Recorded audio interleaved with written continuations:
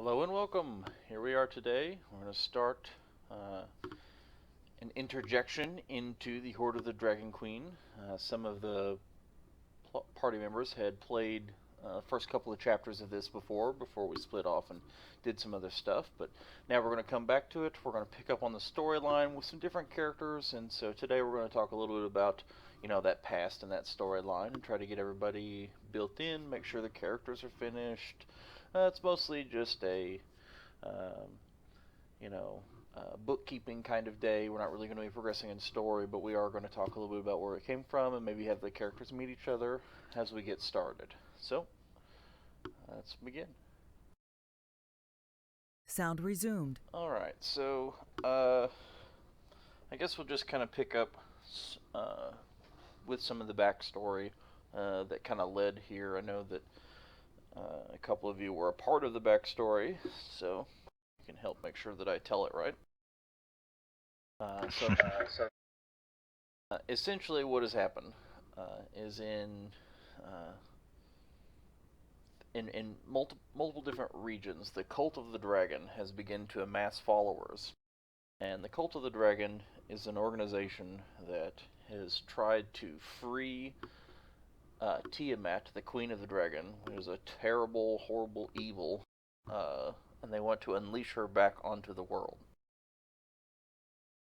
That's basically always been their goal, in their worship of her and trying to get her free and have a reign of terror upon the lands.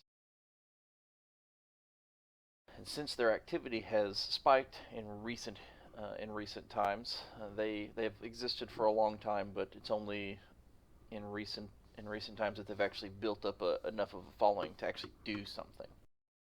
And there's a particular monk named Leosin who has been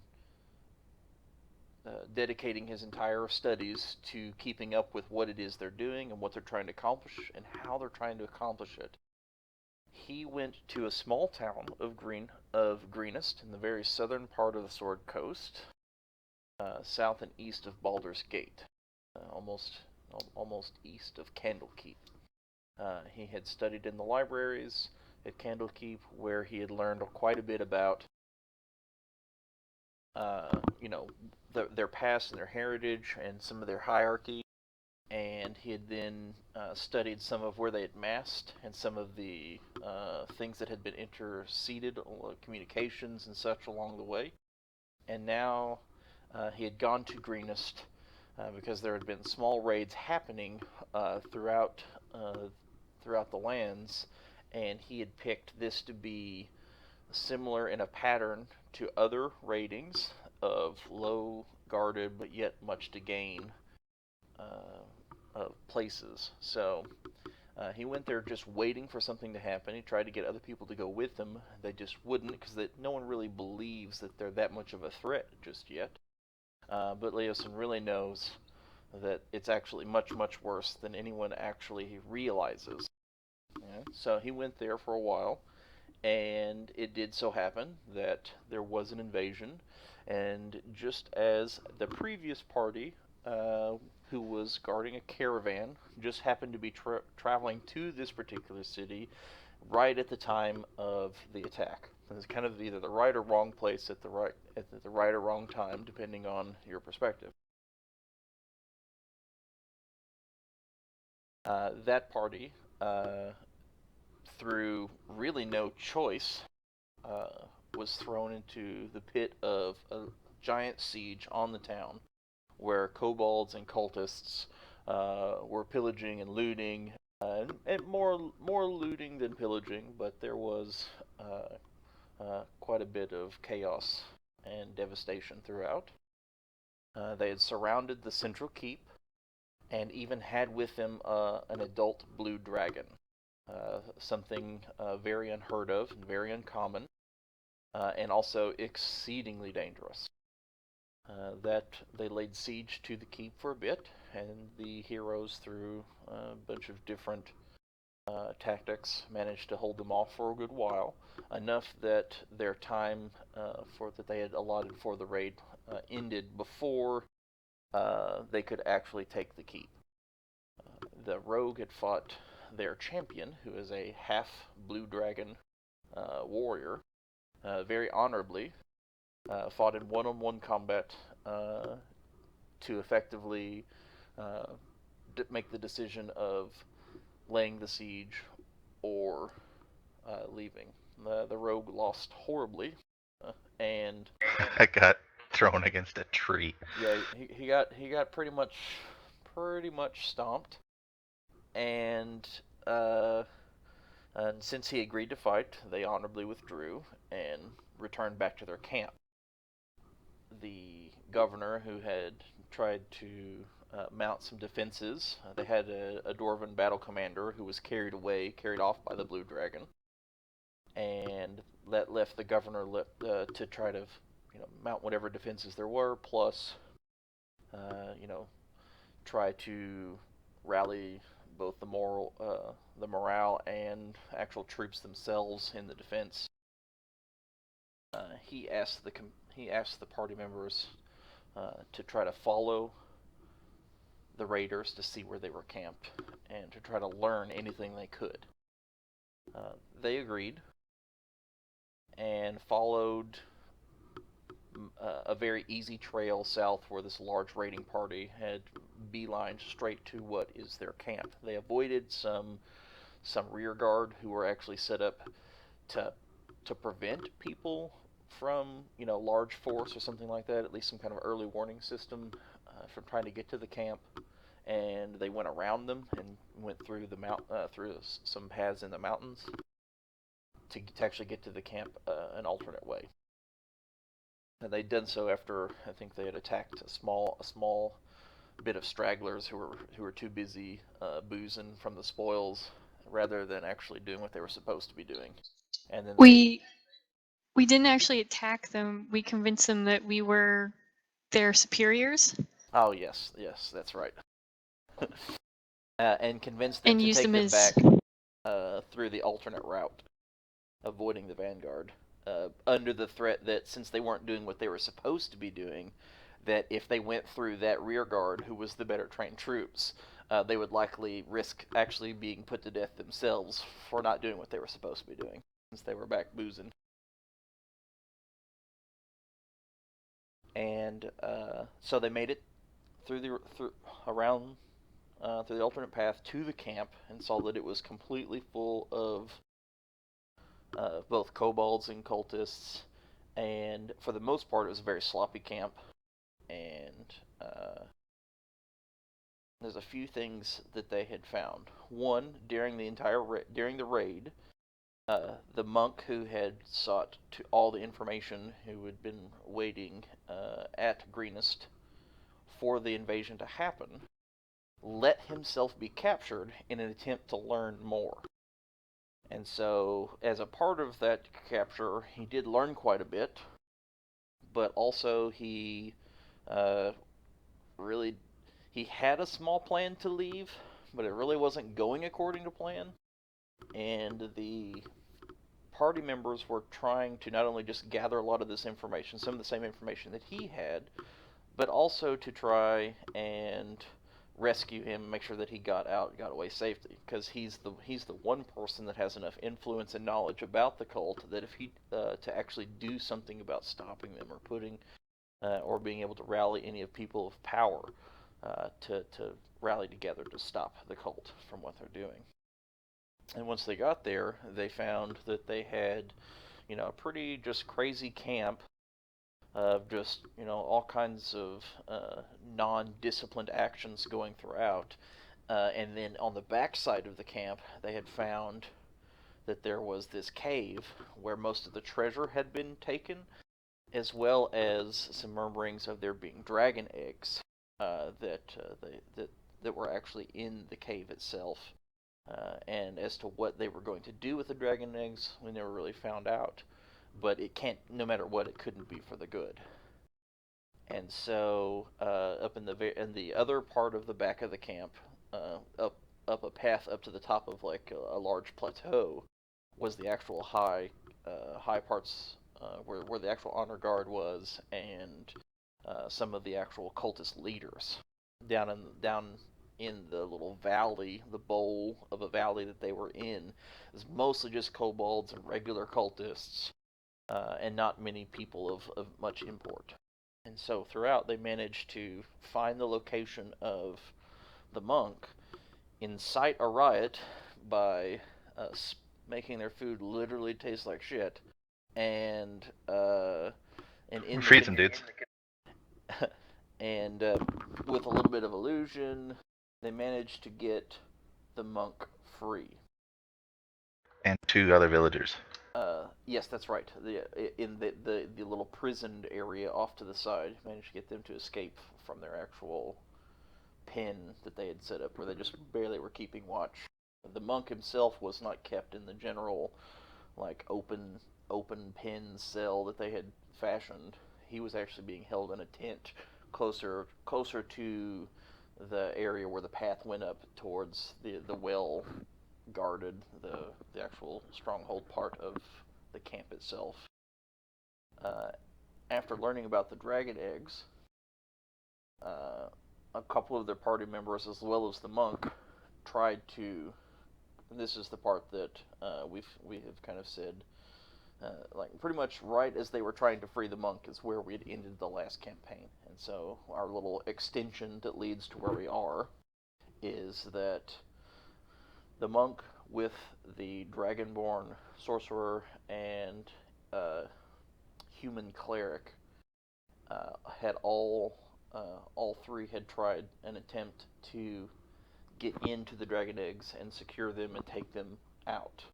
And as a part of that venture, they were caught, and they had actually already been captured and escaped. But this was caught in the midst of battle, as opposed to an actual prisoner scenario. And the dragonborn sorcerer, as well as the human cleric, managed to get the monk to escape with the help of the rogue, while they sacrificed their life to let him be able to do so. So they didn't actually make it into the cave, or at least not very far. The monk himself did not make it into the cave. And so, as they let him and the rogue escape through matters of illusion and their distraction, they kind of took off towards the cave in order to draw in the forces, and they did not make it.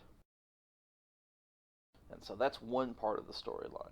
That's the direct part of the storyline where we're going to be picking up. The rogue and the monk managed to get away and return back to town, and seeing what the extent of what's really happening here. I mean, they're organized. They have way more numbers than they ever expected. We've already got things like dragon eggs and training of dragons, and being able to use their power to eventually awaken Tiamat. All of this plot already in progress, much further than anyone anticipated. And so Leosin used his contacts to reach out to several different adventure groups. Most of them didn't take him seriously. However, there happened to be one from a small city called Phandalin, which is a tie-in to another adventure we had played, called the Mendelavian Adventure Group. A bunch of adventurers who had gone through a trying bit of trials in order to gain great riches, and after their great riches, kind of retired themselves to run a very prosperous business. And part of that business was actually setting up a group of a mercenary group that essentially works for those both in need and both that have coin as well. And this group was willing to listen to Leosin, understanding that business could be had, money could be made, sent a team of adventurers from their mercenary group to assist in whatever ways were necessary, recovering the dragon eggs and seeing what the rest of the cultists were up to. And that adventuring group is you guys. And so we will actually be beginning our campaign with the meeting of the adventure group making it to the town of Greenest and meeting this monk, Leosin, who has contacted them, and exchanging information as to what, um, what he knows about the camp, what he knows about the cultists, and then what he needs you to do in order to go on the next step towards thwarting them.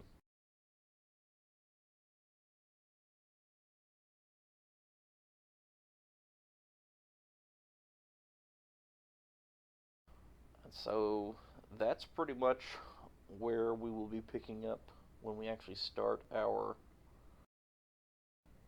the actual story part of our campaign.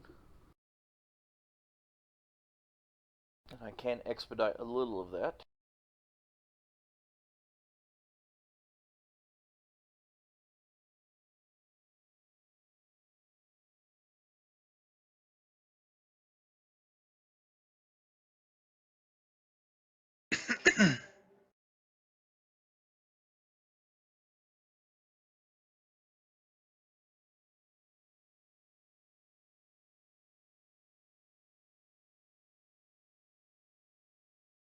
So I just shared a note that it contains of all of Leosin's knowledge that he acquired while he was at the camp. Now, all of that may not be relevant by the time you make it there. Knowing that there was some adventurers and knowing that Leosin escaped, there is a very high likelihood that as crafty as the leaders are for the cult to keep, especially all their goings on so far, even how big it is, keep it rather quiet. Um, he anticipates that things may change in the very near future. There might be a lot of change, in fact. They might make camp somewhere else. They might try to do something else entirely. It's completely unsure.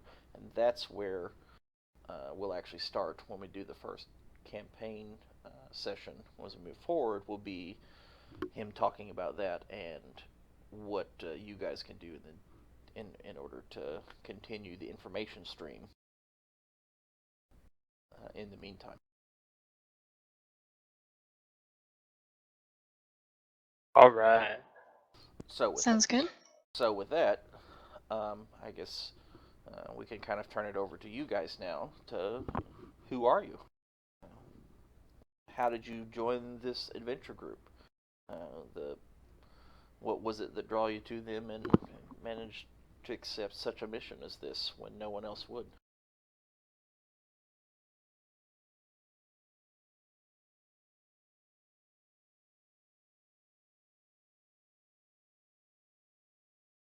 I guess I could go first. Okay, yeah, go ahead. So Roan is a druid. She comes from the forest just sort of north of Phandalin. Her mother was a refugee from oh god, I forgot that Thunder Tree, who was then rescued by a community of druids and subsequently joined them. So Rowan's grown up sort of mostly in the woods, but has had some experience with small towns, and so isn't entirely taken aback by cities and civilization.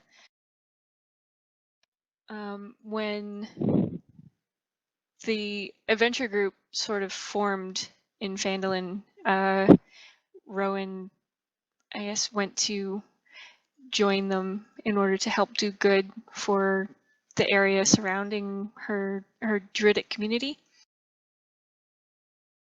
And then when they received word about the dragon cult, she volunteered because dragons are, especially evil dragons, are especially disruptive to the environment surrounding wherever they choose to make their lair. So she's going to sort of help protect the natural environment around where the cultists are forming, I guess. Okay, yeah.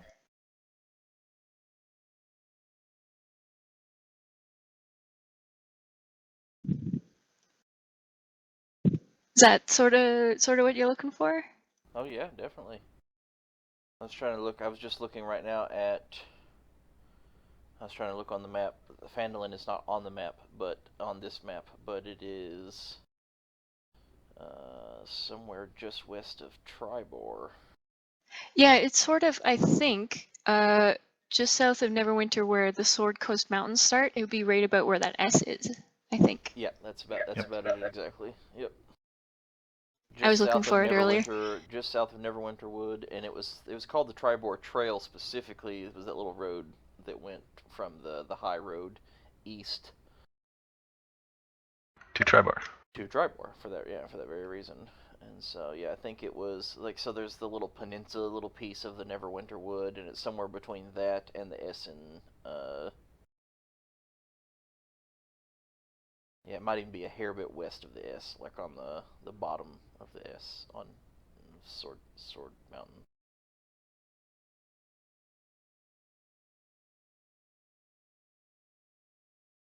So it's a bit of a trek down to Greenest.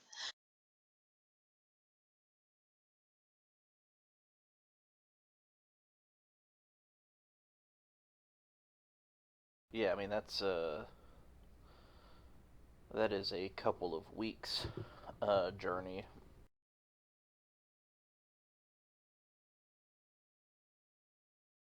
And so that's about where we're going to be picking up, is about 2 weeks after the rogue and monk made it back.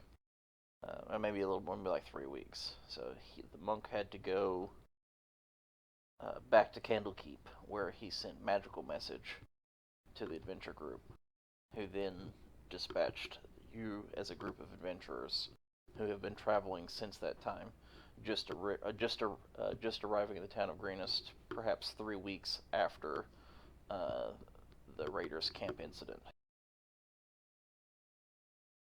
I'm sorry, could you say the city of the name that we started from? The one where the adventure group is actually at. Yes, or where it's coming from, where they're out of? And it is not on the actual map itself. I just didn't catch the name. I just typed it. Yeah. Yeah, tapped it in the little chat window there. It's Phandalin, and it is just south of Neverwinter, in between the High Road and Tribor. That's where the adventure group. That's their home base anyway.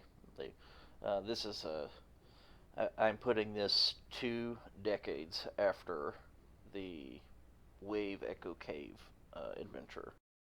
So this is a long-standing.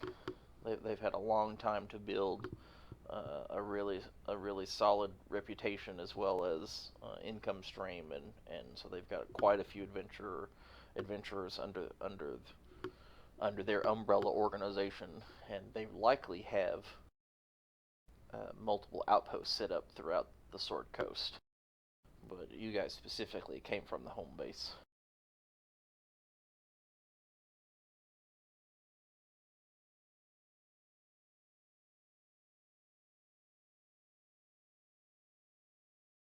And we are currently, and so you'll have trekked the couple of weeks' journey to the town of Greenest, way in the southern part of the Sword Coast.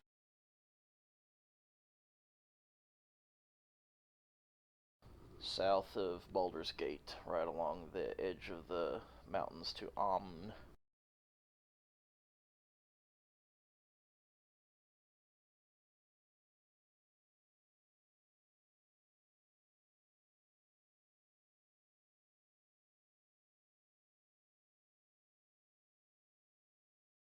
So a couple of things I would like to know, well, after I let everybody introduce themselves a little bit, will be a little bit about the interaction, like how much other people know about each other, that kind of thing. So, who else we got? Let's see. Rowan and Morn and is it TX? Do you actually pronounce the X in your name? TX. TX. Alright, and why don't you go ahead and tell us a little about how you came to be part of the venture group. Oh, okay.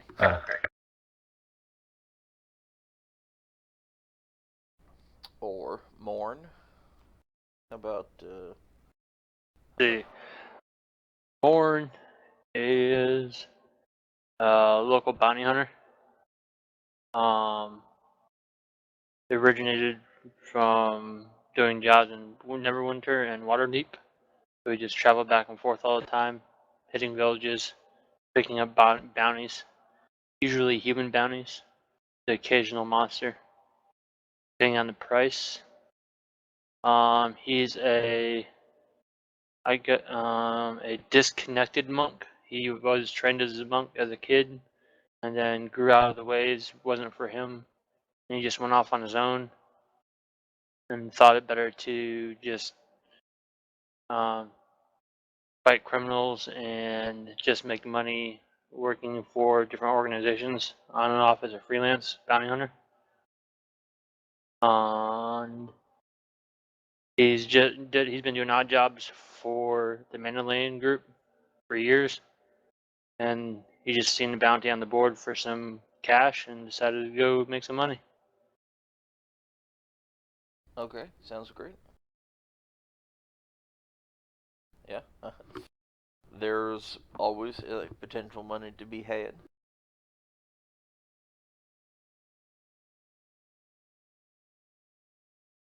He kind of owes his group for taking care of him over the years and helping him out after he left the monkhood, and he kind of grew up in the group and trained with them and just became a bounty hunter.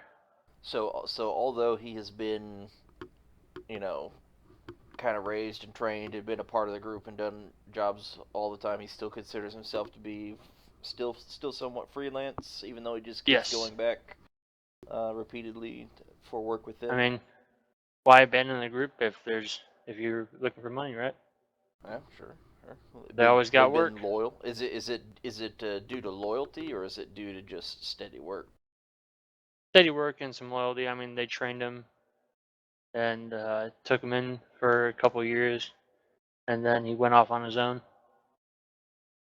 Okay, that's cool. More like a safe haven. And is it Fane or Fayin, or Same. it is just Fane? Okay. Yeah. Why don't you tell us a little about her?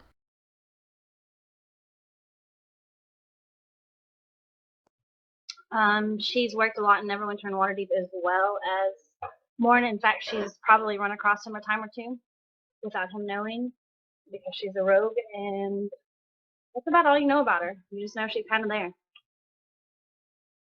Okay. Has she been? Did she just happen across when the call went out for adventurers, or has she worked? Has she worked with the group? This is probably her first time to work with this group. She does have an informant, and I'm not sure that's the right word, but that recommended her to try this group out. She's had some trouble with past groups.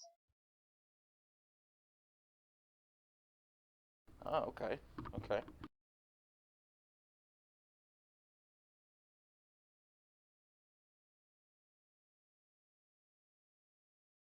So I guess I imagine that the 2 week trip was one taken in relative silence, at least on her part. Pretty much. She thinks actions speak louder than words, and would rather not hear words.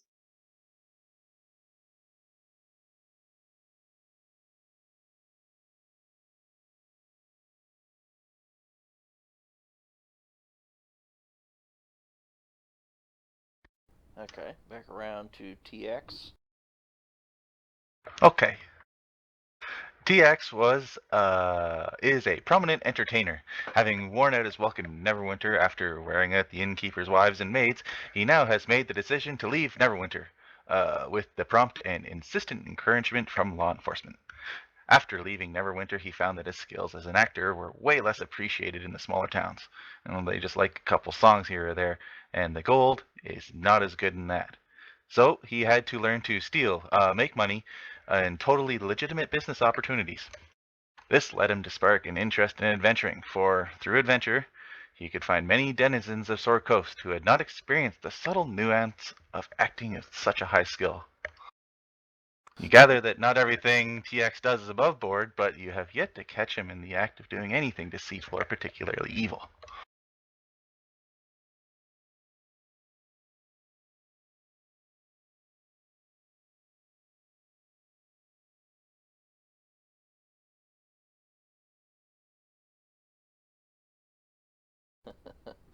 That's great.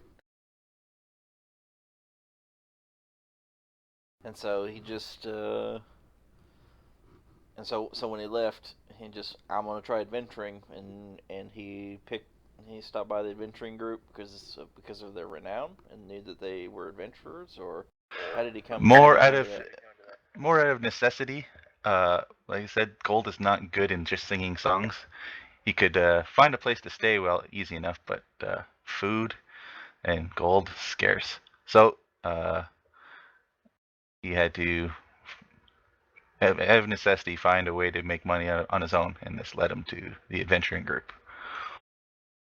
Kind of heard through the deeds of the group, and it's like, oh, I could do that. I'm sure I could do that. I can do that. Psh. Anything they can do, I can do better.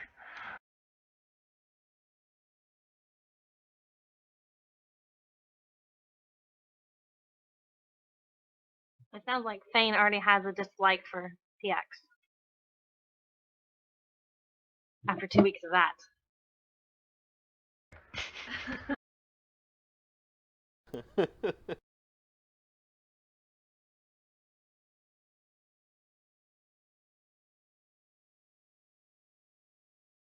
Alright, I have another map to share with you. This is a slightly more detailed sketch of the actual raiders camp, so you can at least have, there's enough description from your conversation for the information you're given. Although it starts off as way huge for me, I had to size it way down and then scroll out so that I could actually see anything.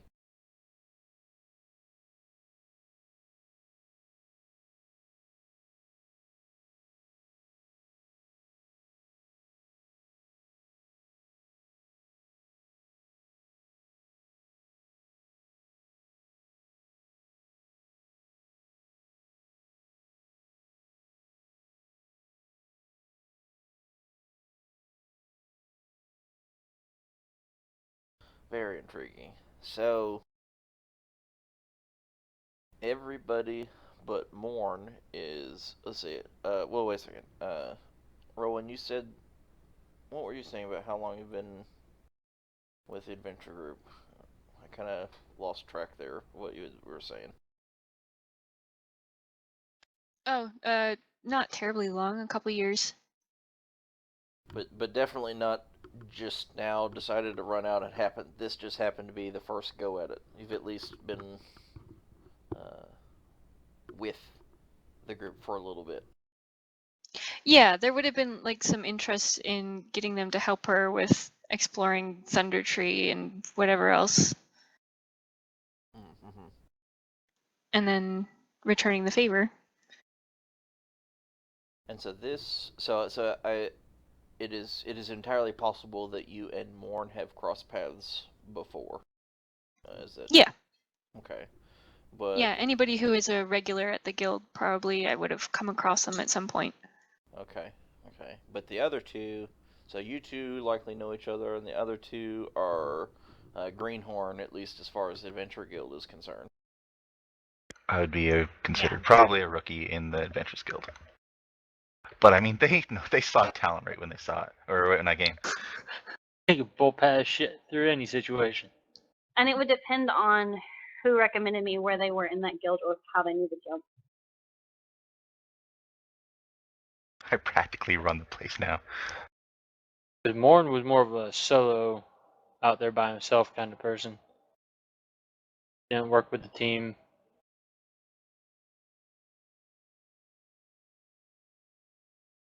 So have you ever worked with a team before, or is this all? I've always done like one-man bounty jobs. I go knock out a couple guys, catch and release, kill a guy. Assassin bounty work, dead or Yes. alive. Yeah. So Usually you've worked done in most groups of everything 2 or alone. 3. So this is the first time you've actually had to work with a group dynamic. Yes, this is the largest group I've worked with, and the furthest south I've been. Interesting. Okay. There's going to be, I can foresee a lot of interesting inter-party dynamic that can build from this unique set of people.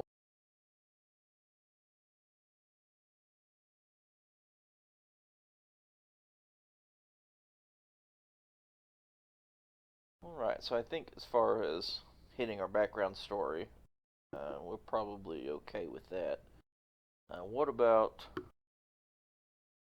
I guess we should look at making sure that mechanics work as well as character decisions. Also looking at.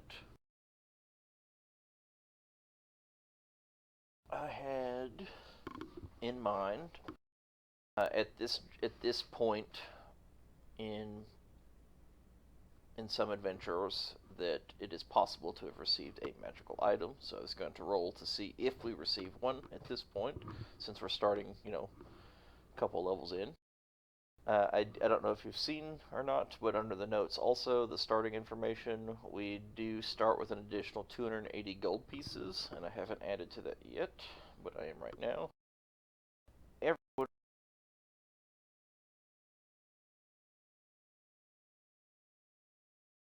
not completely separate from the 280 gold pieces.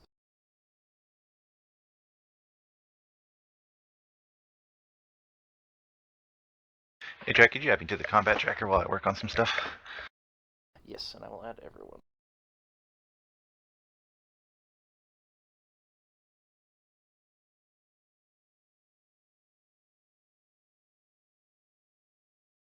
Okay, and I was going to add a mock scenario.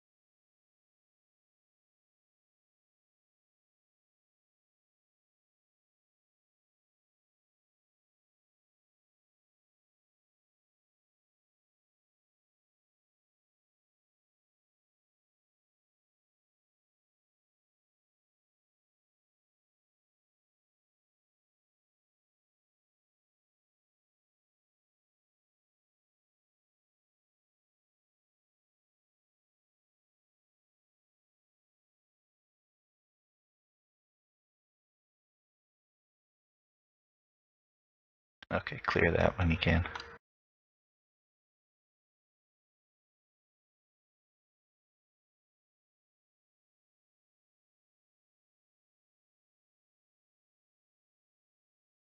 Alright, so on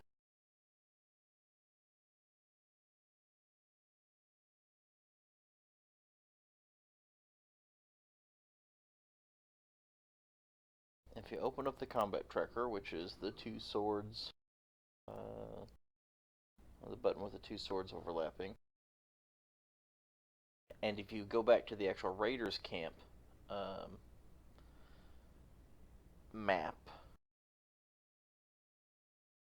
you can, in the bottom left corner against the wall, I loaded up the last, the 4 Dragon Claws and a whole bunch of cultists. And so all of this, like, even though this is what had happened in a previous encounter.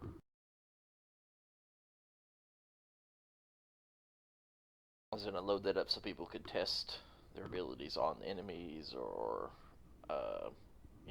we could look at how to do certain things, particularly Fane. I don't know if we'd actually got to work on how to do stuff in a combat situation.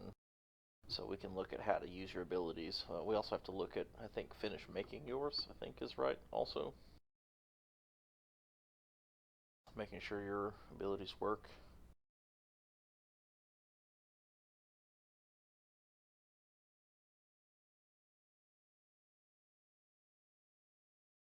And then as well, if anybody needs to buy anything.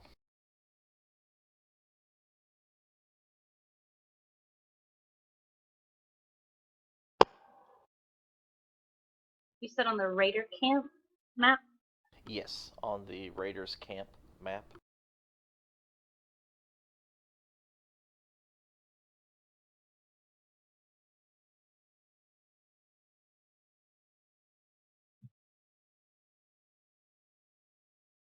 I just see the map. There's supposed to be something on it.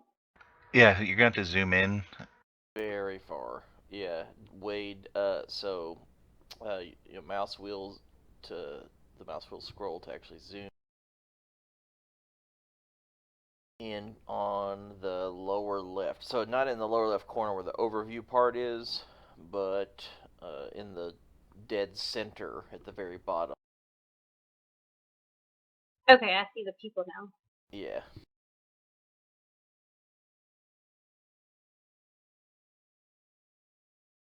Oh.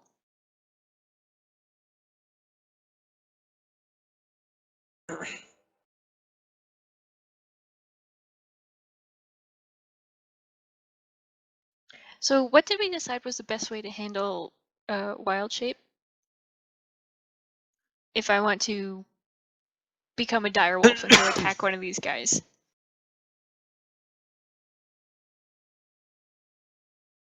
Well, given the way the hit points work, I think that you should when you wild shape. Oh shoot! Because your strength changes, doesn't it? Mm-hmm. To match whatever it is. Oh wait, no, we figured this out. There's something with the NPCs that we can do, and I can give you control of an NPC.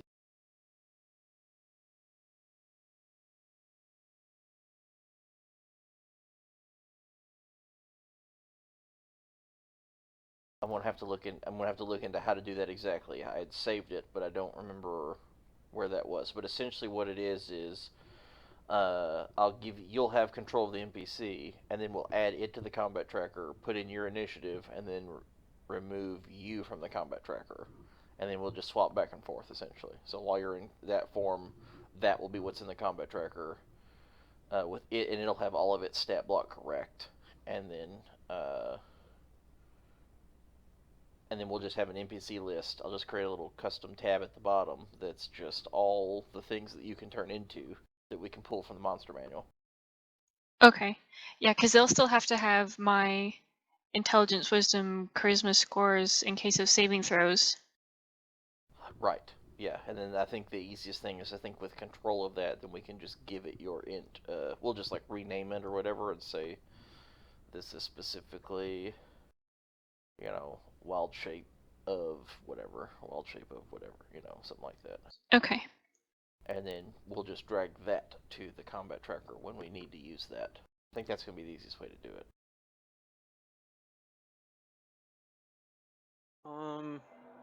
So yeah, figure out how I'm gonna do my touch of death thing, Drad. You gotta do temporary hit points.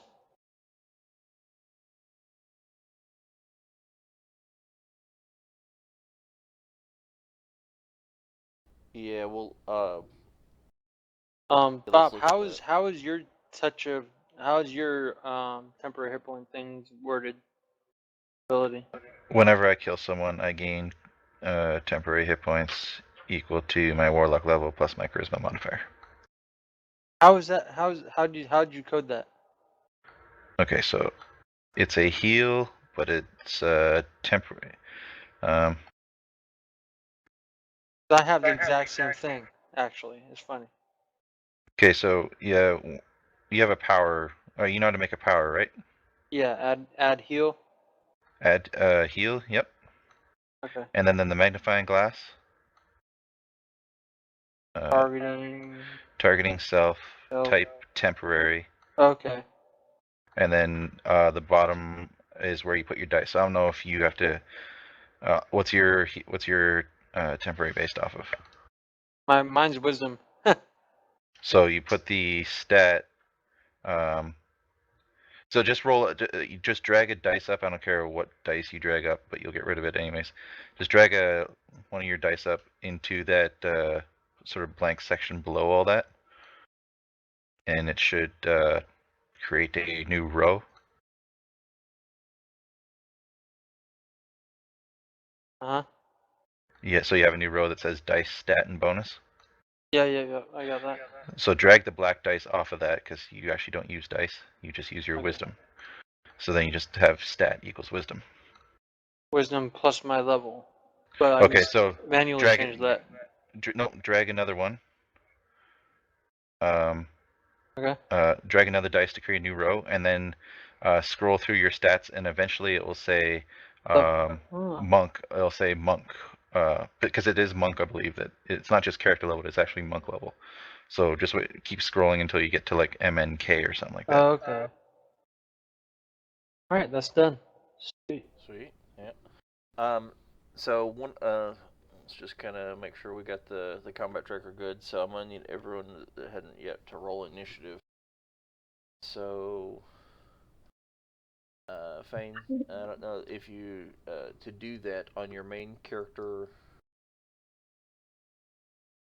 On your character sheet on the main section in the very dead center of the character of the main tab there is the INIT, and there's a little dice right next to where it says +3 for you. And if you just click, you might have to double click the little dice. You can either double click or drag it onto the or drag it onto the chat bar. Yeah. Yep, and then that'll roll your initiative, and your initiative has to do with when you go in order of combat or whatever. Okay. So let's look at setting up your actions. Oh, so you've already got the daggers in there. So you really only need sneak attack. Okay, I can help her with that. And maybe the poisoner's kit, which I think was and the assassinate thing. And the assassinate thing, yeah. Let me look at the assassinate. But if you go to the actions, okay, you're in the actions tab now. Yeah. In the bottom right, you'll see like a little red button. Click on that. It says edit list, and then you want to click on the blue star button, add power. Okay. Okay, and you can name it sneak attack, where it says the name.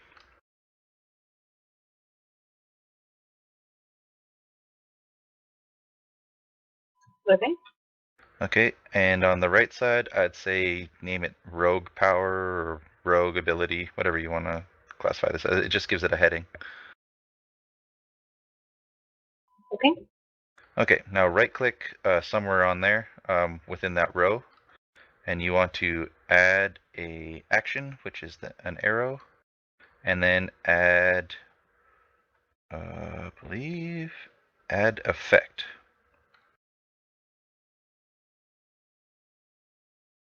Okay. Okay, and then you should see a magnifying glass to the right of the effect. Kind of faint, but it's there. Okay. So click on that. All right. What do I click on next? Okay, in the description conditions modifiers text box, DMG, all capitals. Actually, I can just go copy and paste this. So you do DMG : and for you it's 2d6, so make sure yours is 2d6. Okay. Duration, 1 round. Okay. Targeting self. And expend on next roll. Okay. Okay, so whenever you get to have a sneak attack, you'll just click on that, and you'll get extra damage. It'll get So the way that works is you'll roll your weapon attack, which is the actual the D20 dice with the the +5 for your daggers or a short bow or rapier,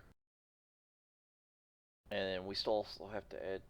Okay, we need the daggers. We also need a short sword for you. Was one of the things we had to buy with money. Okay, so that was one of the things that we needed to get and put in there. But otherwise, you'll actually roll to attack, and if a certain set of conditions are met, then that attack might be considered a sneak attack. So, for instance, the default thing is if any of your teammates is threatening that target in melee. So if you are coming up behind something to attack it, and there's another one of your teammates who's already there, that's when you get sneak attack. And that's one of the things you want to try to kind of position you want to get yourself in quite often. The other condition is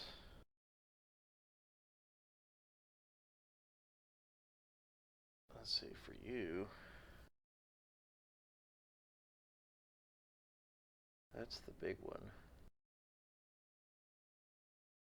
Coming out of If they're hidden, stealth. yeah. If you are hidden to them in some way, or they're surprised by you.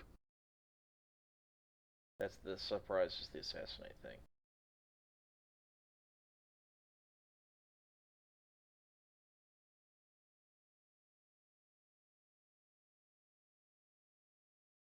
Which I'm not seeing the assassin thing on your features. I wonder why that didn't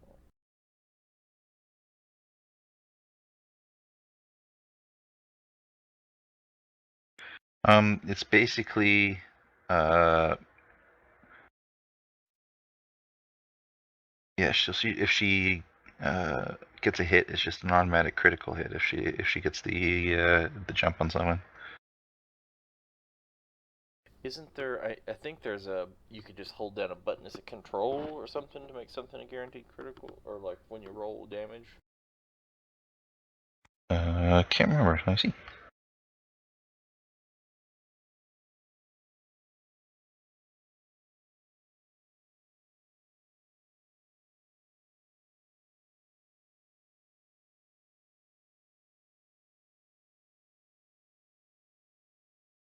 Nope.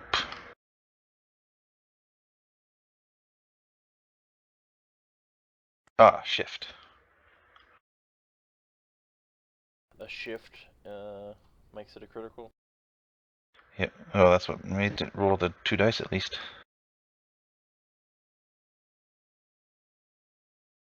Yep. Okay, sweet. Yeah. So. So what you do is you drag it and then hold shift and then let go on to your target. That's if it's a critical. Yeah. Or if it's it'll do the critical automatically. Oh damn! Max damage crit. If you roll your attack and you get a 20, then it'll automatically do the critical. It'll actually say instead of saying hit, it'll say critical. And then you can just roll the damage automatically. But you have your special assassinate ability, which is not on your list, which is bothering me. Why is it not on your list?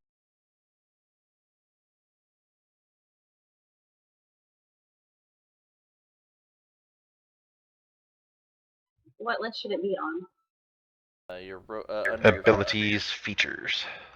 Yeah, I don't know why it didn't add it. It should have added it there automatically when you chose assassin for your archetype.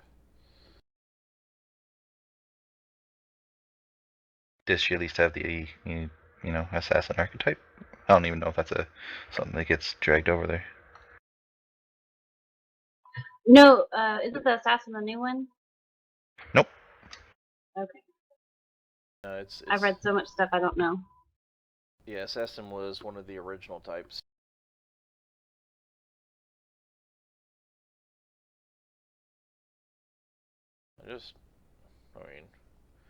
I just drug it over to your features, assassin. You could at least have an easy way to click on it and see what they do. See what it does. Okay.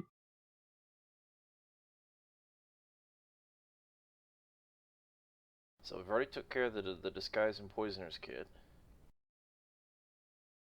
What you get at 3rd level is the next one, which is assassinate. Yeah, so that's what we were talking about. You're at your deadliest when you get the drop on your enemy. You have advantage on attack rolls against any creature that hasn't taken a turn in the combat yet. In addition, any hit you score against a creature that is surprised is a critical hit. That's the thing about if they're surprised, then it's a critical hit.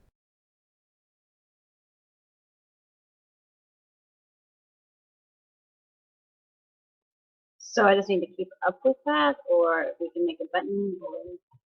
Yeah, So the advantage part is something that's in the bottom left. You just click on ADV way in the bottom left, right by where all your dice are sitting. And the critical is when you just hold shift when you're about to chop their face off.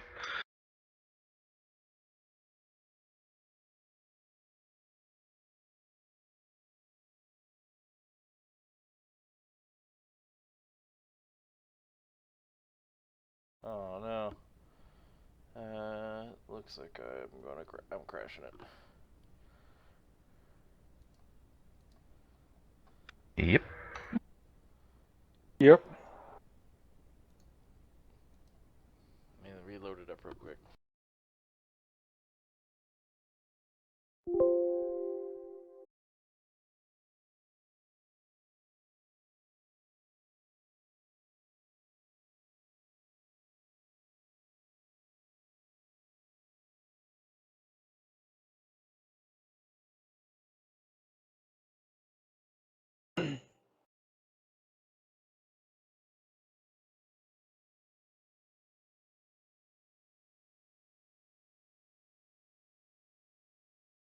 Oh yeah, you and I had talked about. You had said you had looked at some of the other archetypes of rogue, and mastermind or something else. Did you want to use Swashbuckler. one of those others? Because we can totally fix that if you want to do that instead of assassin. Yeah, it's not very much. It's not very hard at all.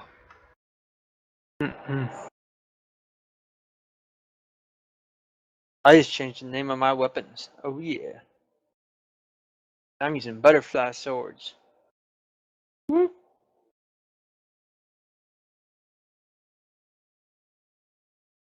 I know But that that assassin gave me extra skills, and I don't know which skills I picked to go with that. So that's what I'm concerned about. What if I had to switch? It was the assassin specifically was just the disguise kit and the poisoner's kit. So you wouldn't actually have to choose different ones, but those toolkits, you would have to remove those toolkits as part of it. But that's it. That and undo that feature, and then we could just say you were something else. Yeah, Swashbuckler's cool. Thief's cool. I'm gonna be an arcane trickster.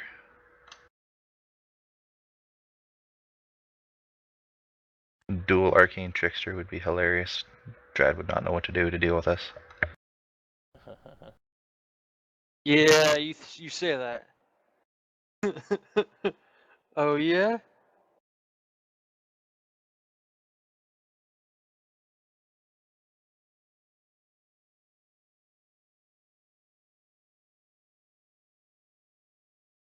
It's just cool having dual wielding for free as a monk. Yeah. Everyone can dual wield for free. With no penalties. Yeah, there's no There is no penalty. No, there is no penalties? No, it used to Oh. be in older versions. This one, it's not. Oh, that's not cool. Now the thing about the monks is it's not so much that you dual wield; it's that you get 2 offhand attacks with your flurry of blows. Yeah, that I get. I can do 3 of those before a short rest of a half hour. I got my key back in a 30-minute rest. Yeah, and then the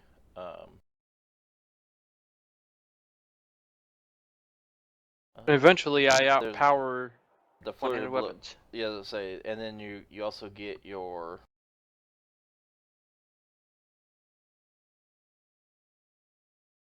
you also get your stat to your offhand, which people do not, like your strength stat or dex stat. Yeah. Same with dex stat. Where to your offhand attacks, which Oh. people don't get that.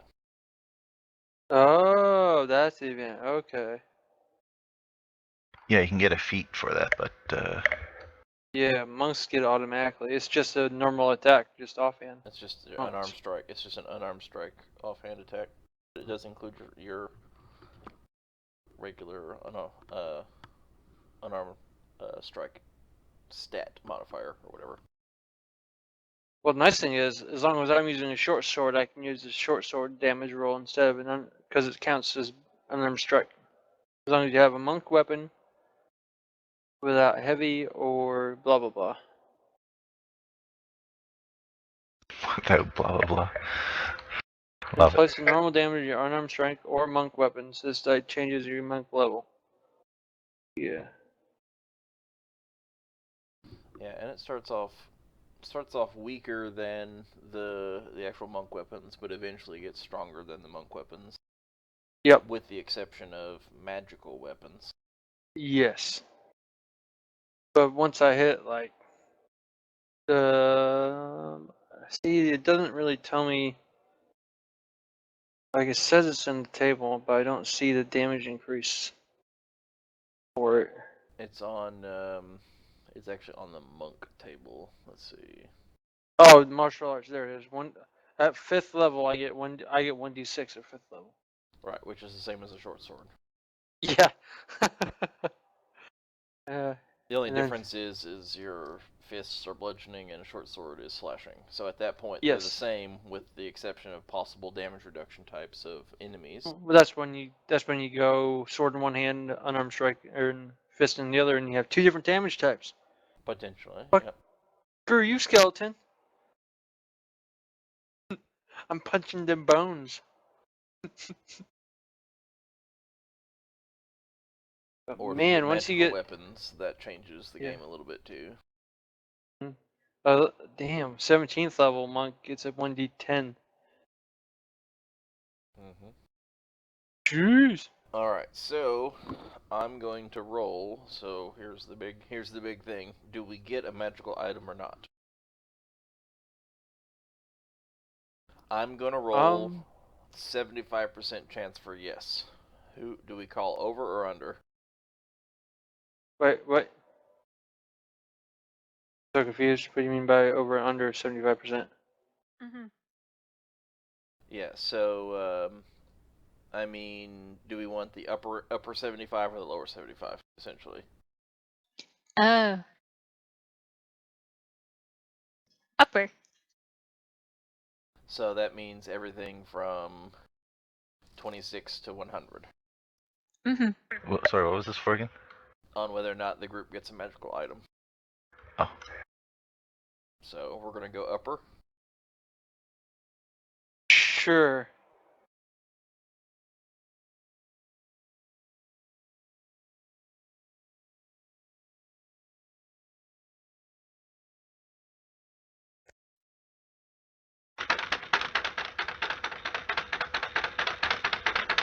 Oh. Was that Bob doing a drum roll on the keyboard? Yes. Oh, lame. Tigger's like, what are you doing? Wow. That poor keyboard. Just wow. Did you That's roll our all dice luck. ones? Critical fails for everything. It's good to know we're consistent. Mm-hmm. Yeah, right? I mean, we're not Will Wheaton here, but This is the same GM we had last game. Okay. yeah, just Get it when we don't need it, and fail when we do. All right. Well, I think that concludes the last thing that I'm going to need to put on the actual Twitch stream itself. So we can continue to talk about doing abilities and things like that. But we hit the story. We looked at a couple of things, mechanics-wise, make sure that works out. And then so let's finish our characters and then talk about. We didn't get the magical item. Let's talk about if we need to buy anything and that kind of stuff. We'll do that off stream. No need for it to be that long. Mm-hmm.